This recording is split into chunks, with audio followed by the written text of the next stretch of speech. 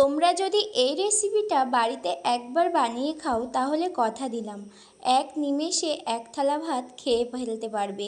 তোমরা তো পুঁইশাক, কুমড়ো, মাছের মাথা দিয়ে অনেক রকমভাবে বানিয়ে খাও। আজকে তোমাদের একদম সহজ পদ্ধতিতে কিভাবে অনুষ্ঠান বাড়ির মতো ল্যাবড়া তরকারি করে সেই রেসিপিটাই তোমাদের সাথে শেয়ার করব। দেখো আমি ওদিকে তো সবজিগুলো সব কেটে রেখেছি, আর এখন মাছগুলো ভেজে নেব। বেশ লাল লাল করে মাছগুলো ভাজতে হবে। আর আমি এখানে দুখানা মাথা ব্যবহার করেছিলাম। তোমরা যে যতটা পরিমাণ করবে সেই পরিমাণে মাথা নেবে। আমি একদম অল্প তেলে মাথাটা ভেজেছি, কারণ মাথার মধ্যে অনেক তেল থাকে, আর বেশি তেল দিলে তরকারিটা বেশি বড্ড তেলতেলি হয়ে যাবে, খেতে অতটা ভালো লাগবে না। তাই আমি অল্প তেলেই মাথাটা ভেজে নিয়েছি। এখন আমার কড়াইতে আরও একটু তেল লাগবে মশলাটা কষানোর জন্য। কড়াইতে তো অল্প একটু তেল আছে, তার মধ্যে আমি আবারও একটু তেল দিলাম। তেলটা এখন খুব ভালোভাবে গরম করে নেব। দেখো আমি একটু খুন্তি দিয়ে নেড়ে নিচ্ছিলাম, দেখছিলাম তেলটা কেমন গরম হয়েছে। এখন ওই তেলের মধ্যে দিয়ে দেব 5 ফোড়ন, তারপরে দিলাম কাঁচা লঙ্কা, শুকনো লঙ্কা। এখন দেব পেঁয়াজ কুচি।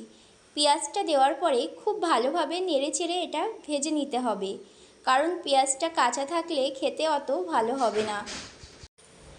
দেখো আমার এখন পেঁয়াজটা খুব ভালোভাবেই ভাজা হয়ে গেছে, আর আমি বেশ অনেকক্ষণ ধরেই পেঁয়াজটা লাল লাল করে ভেজে নিয়েছি। আমি এখন এখানে একটু মশলা ব্যবহার করব। আমি একটু আদা রসুনের পেস্ট দেবো। তোমরা যদি চাও রসুনটা না দিতেও পারো, আমি একদম অল্প করে দিয়েছি। আদা আর রসুন এর মধ্যে দুটোই আছে।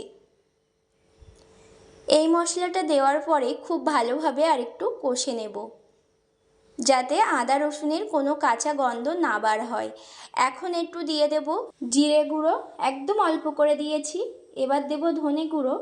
এটা দিয়ে আরেকটু ভালোভাবে কষে নেব।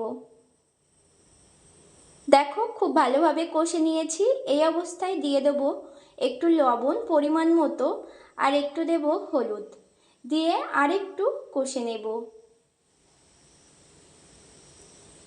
তোমরা দেখেই বুঝতে পারছো আমার মশলাটা খুব ভালোভাবে কষানো হয়ে গেছে। এই অবস্থায় এখন দিয়ে দেব আমি যে সবজিগুলো কেটে রেখেছিলাম ওই সবজিগুলো। আমি সবজির মধ্যে নিয়েছিলাম কুমড়ো, কাঁঠালের আঁটি, আলু, বেগুন, পুঁই শাকের ডাঁটা, পাতা সবগুলোই দিয়েছি। দিয়ে খুব ভালোভাবে মশলার সাথে এটা কষিয়ে নেব।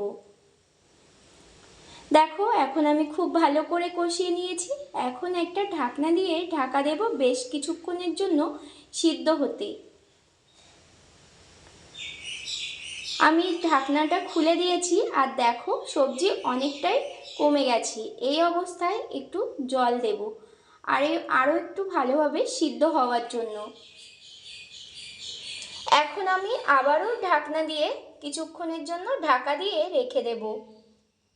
ঢাকনাটা এখন আমি খুলে দিয়েছি। দেখো খুব ভালো মতো সিদ্ধ হয়ে গেছে। তরকারি যে সবজিগুলো থাকে সবজিগুলো দেখো খুব ভালোভাবেই সিদ্ধ হয়ে গেছে। এই অবস্থায় আমি দিয়ে দেব আমি যে ভাজা করে রেখেছিলাম মাছের মাথা, ওগুলো দিয়ে আরেকটু ঢাকা দেব মাছের মাথাগুলো সিদ্ধ করতে। আমার কিন্তু খুব ভালোভাবে সিদ্ধ করা হয়ে গেছে। এখন আমি উপর দিয়ে দেবো একটু গরম মশলা আর ঘি। দেখলেই কেমন লোভনীয় লাগছে, তাই না? তোমরা কিন্তু খুব সহজেই এটা বাড়িতে বানিয়ে খেতে পারো। একদম অল্প সময়ে আর খুব তাড়াতাড়ি হয়ে যায় এই রেসিপিটা। তো আমার এই রেসিপিটা তোমাদের কেমন লাগলো অবশ্যই কিন্তু কমেন্ট করে জানাবে। তোমরা এই রেসিপিটা গরম গরম ভাতের সাথে খেতে পারো, খুব ভালো লাগবে। আর আজকের এই রেসিপিটা তোমাদের যদি ভালো লাগে অবশ্যই একটা লাইক, কমেন্ট, শেয়ার করে দিও। আবার চলে আসবো এরকম নিত্য নতুন ভিডিও নিয়ে। তো চলো বন্ধুরা, আজকের মতো এইটুকু। আবার দেখা হচ্ছে পরের ভিডিও।